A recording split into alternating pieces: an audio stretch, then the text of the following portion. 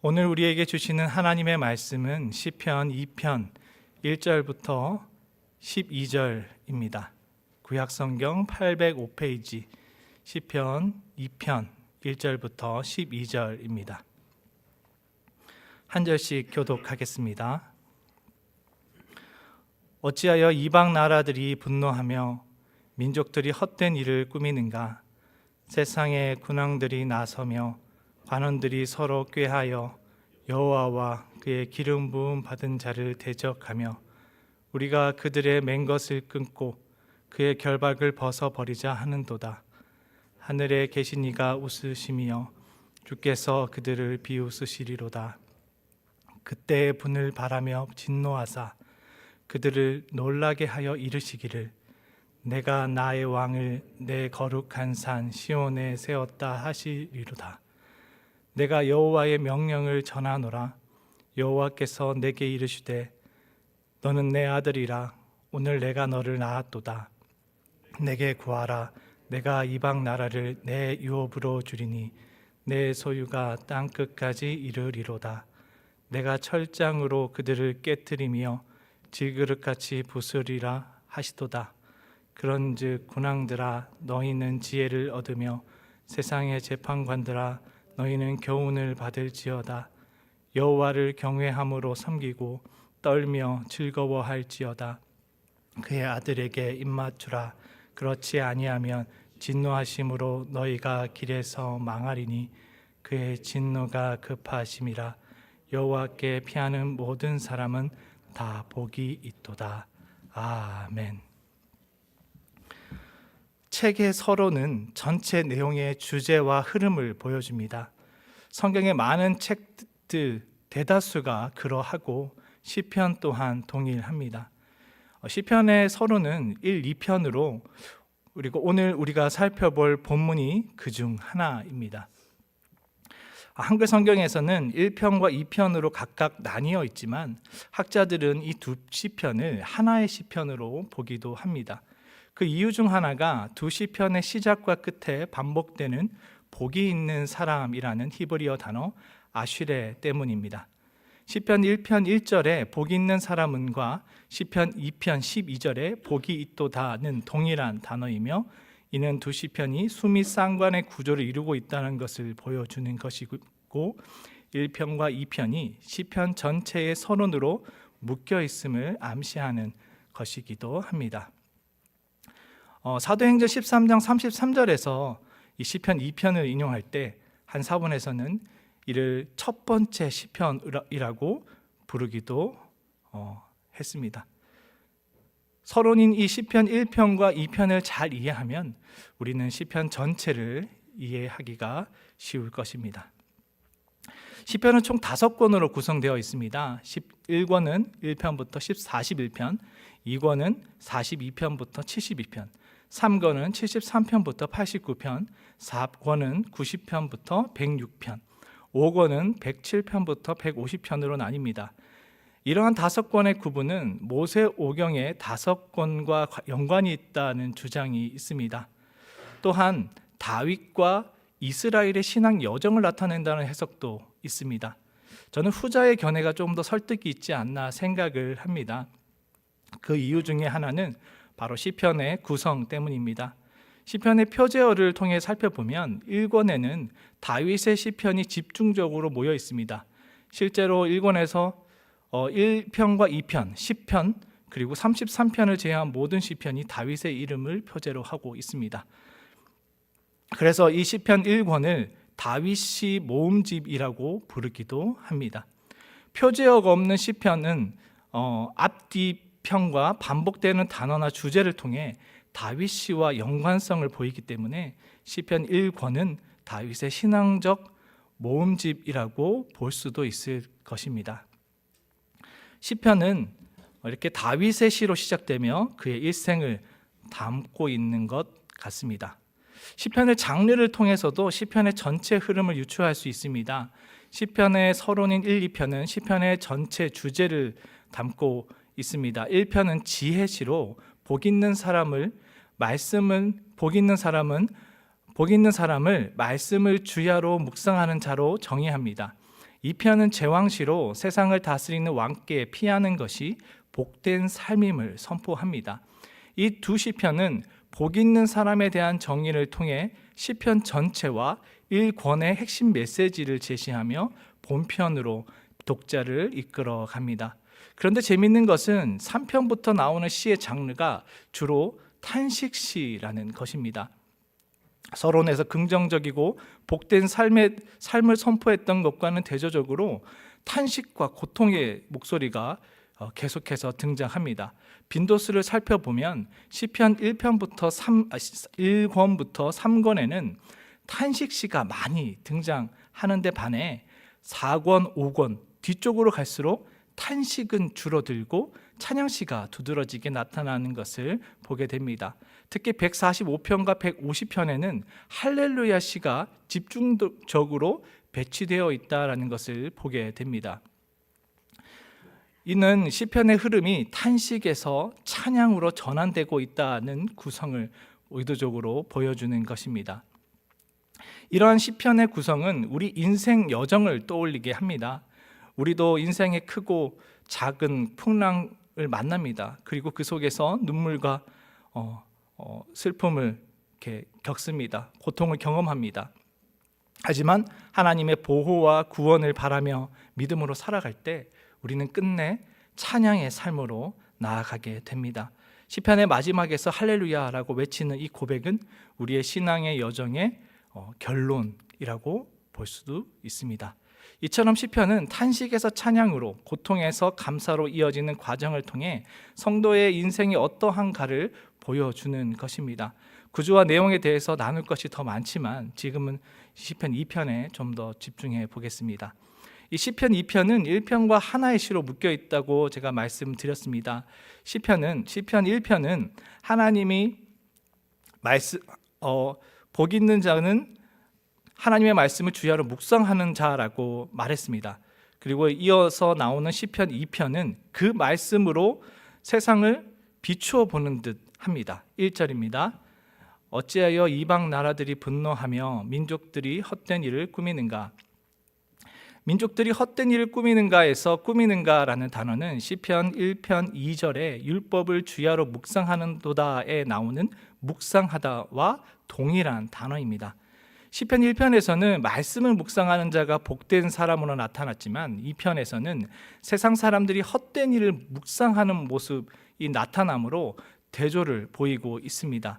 말씀을 묵상하는 삶과의 정반대의 길을 걷고 있는 사람들이 나타나는 것입니다.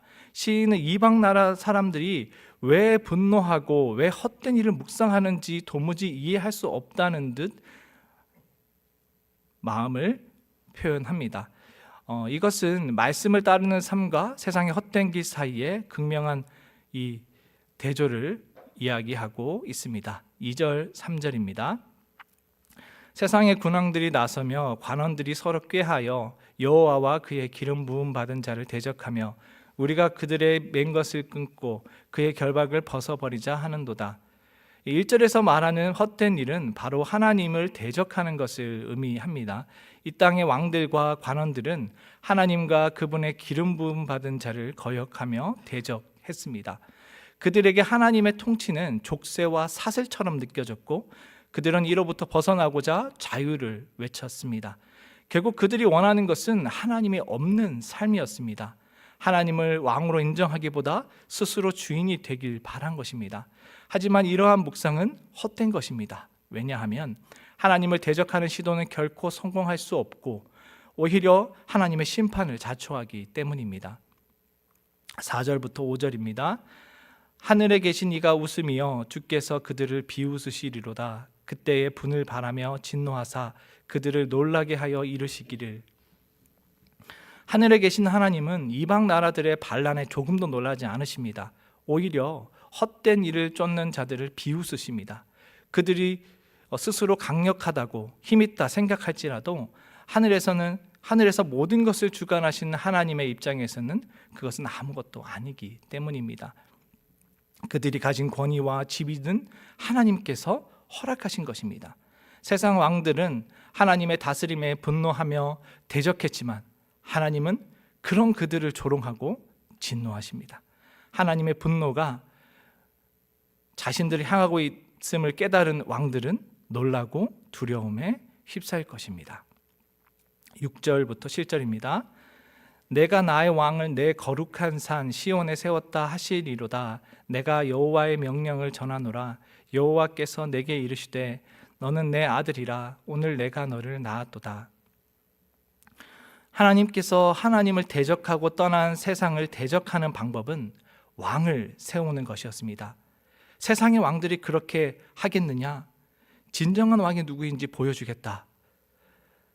하나님이 세우신 왕은 거룩한 시온산, 즉 예루살렘 성전에 있는 특별한 언약의 장소에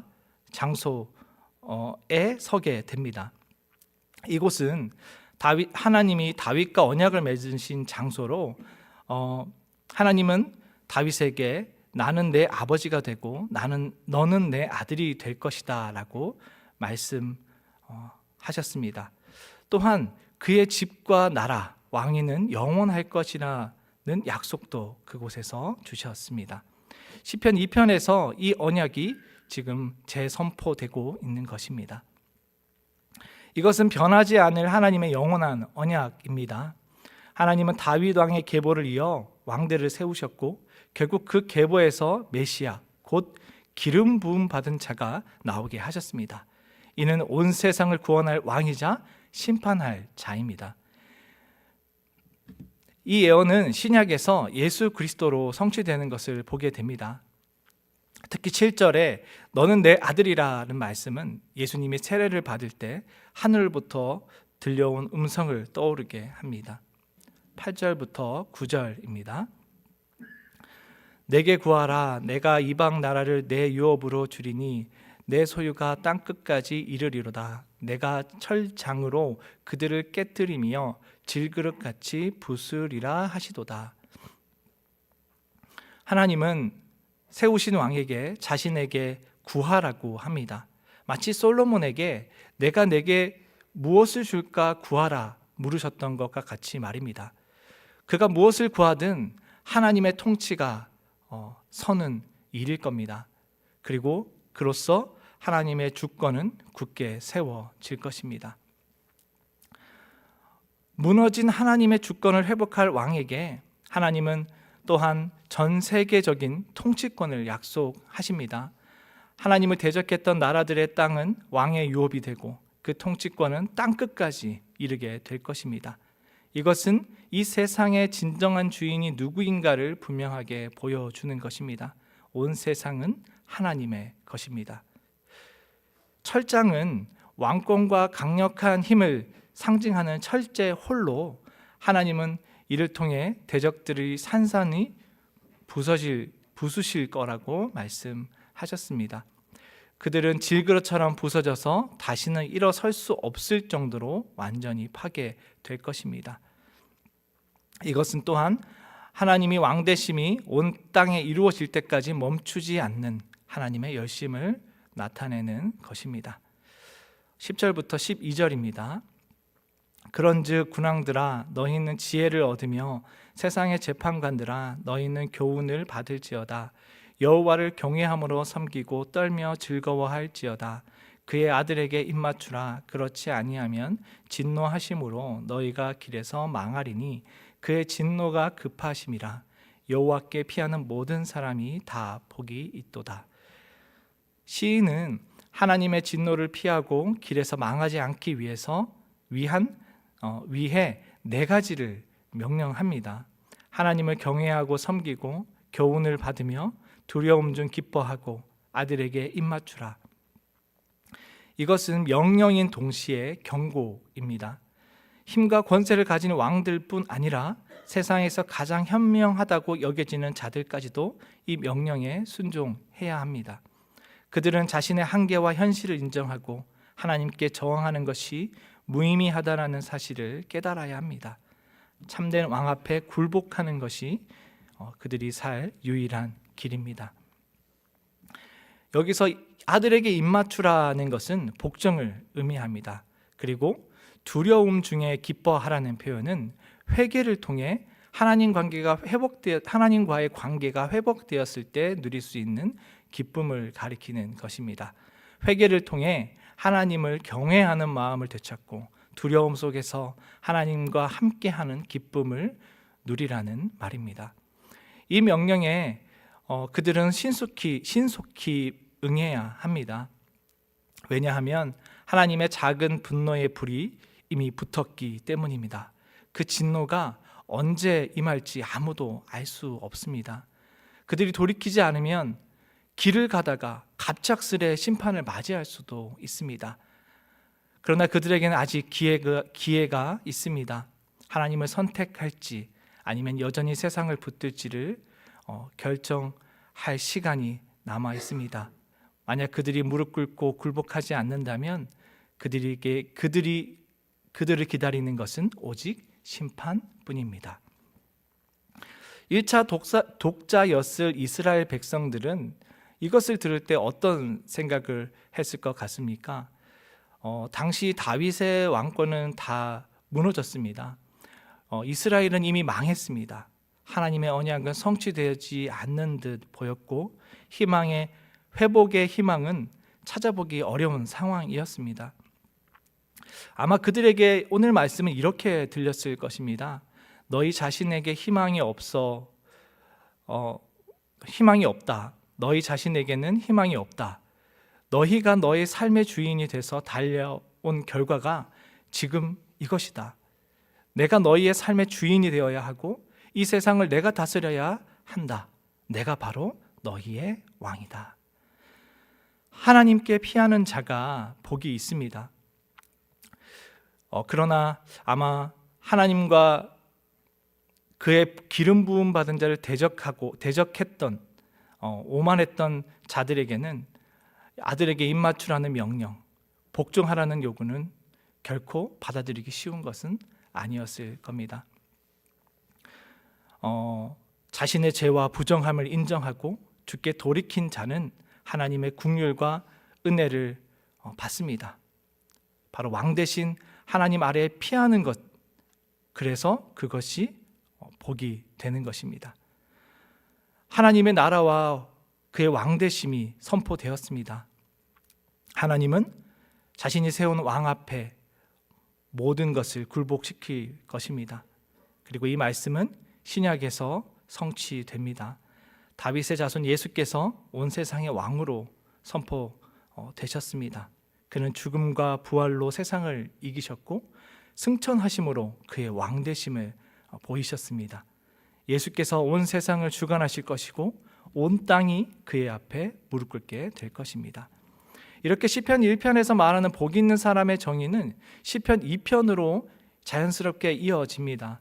복 있는 사람은 하나님의 말씀 안에서 살아가며 하나님의 왕되심 앞에 굴복하고 그 안에 피하는 자입니다. 이 주제는 시편 전체를 관통하는 주제입니다.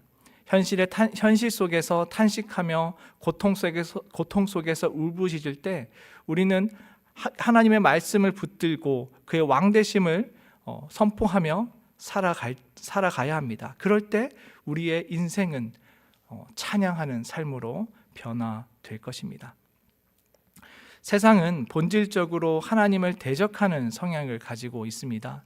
그래서 그저 주어지는 대로 따라 살아가다 보면 자연스럽게 하나님을 대적하는 삶을 살게 됩니다. 세상은 끊임없이 우리 곁에서 유혹합니다. 적당히 살아도 돼. 양다리 걸쳐도 돼. 괜찮아. 우리에게 필요한 것은 자유야. 내가 하고 싶은 대로 살아갈 자유, 마음껏 즐길 자유가 필요해. 마치 영화 브레이브 하트의 명장면처럼 자유를 달라고 외치는 그런 말처럼 들릴지 모르겠습니다. 하지만 이 자유는 하나님으로부터 벗어나는 자유이고 결국 하나님을 대적하는 삶입니다. 죄악의 달콤함을 경험한 사람은 이렇게 묻기 시작하기도 합니다. 왜 이렇게 좋은 걸 못하게 하는 거지? 왜 거룩하게 살아야 하는 건가? 왜 죄를 짓지 말라고 하는 건가? 하나님의 말씀이 만약 우리에게 부모의 잔소리처럼 들릴 때, 그것이 우리를 옥죄어 오는 족쇄처럼 느껴질 때, 그것은 우리가 세상을 품기를 시작했다라는 증거가 되기도 합니다. 돈과 명예, 힘을 외치는 세상을 이길 수 있는 방법은 다른 어떤 것도 아닙니다. 가장 두려워해야 할 분을 두려워하고 참된 왕이신 그분을 왕으로 섬기는 것입니다. 세상을 두렵게 하고 싶다면 우리가 그 왕의 통치 아래로 들어가야 합니다. 내가 주인 되는 삶은 실패할 수밖에 없습니다. 왜냐하면 우리의 힘만으로는 죄를 이길 수도 없고 세상을 이길 수 없기 때문입니다. 우리에게는 한계가 존재합니다.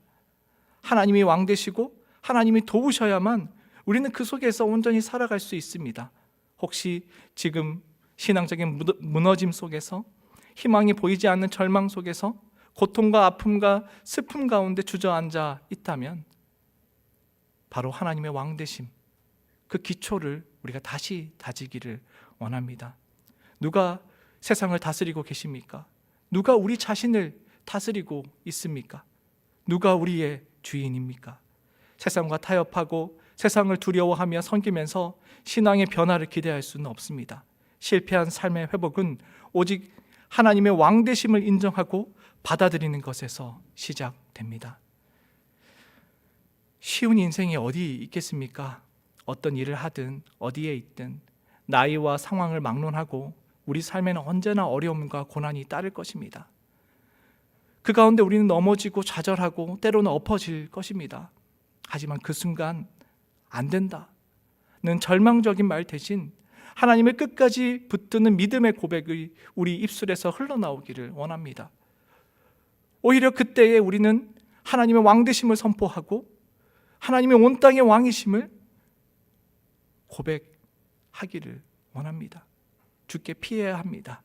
왜냐하면 그 안에 진짜 참 자유와 진정한 복이 있기 때문입니다. 혹시 지금까지 하나님을 멀리하며 살아오지는 않으셨습니까? 이제 다시 주님께 돌아가기를 바랍니다. 하나님은 여전히 우리를 기다리고 계십니다. 이 시간 우리 마음속에 하나님을 왕으로 모시는 시간을 가져보면 어떠할까 생각해 봅니다. 기도하겠습니다. 하나님 아버지, 저희로 하나님을 왕으로 삼아 살아가는 자 되게 하여 주옵소서. 굳어버려 깨어지지 않는 마음이 있다면 주님께 창문을 열어 부드러운 심령을 허락받게 하시고 주께 받은 그 은혜로 앞으로 우리가 마주할 삶 속에서 마땅히 행할 바를 행하고 걸어야 할 길을 걸을 수 있게 도와주옵소서. 세상의 유혹과 욕망 속에서 변함없이 주님을 바라보며 살아갈 수 있도록 저희를 붙들어 주옵소서. 예수님의 이름으로 기도드립니다. 아멘.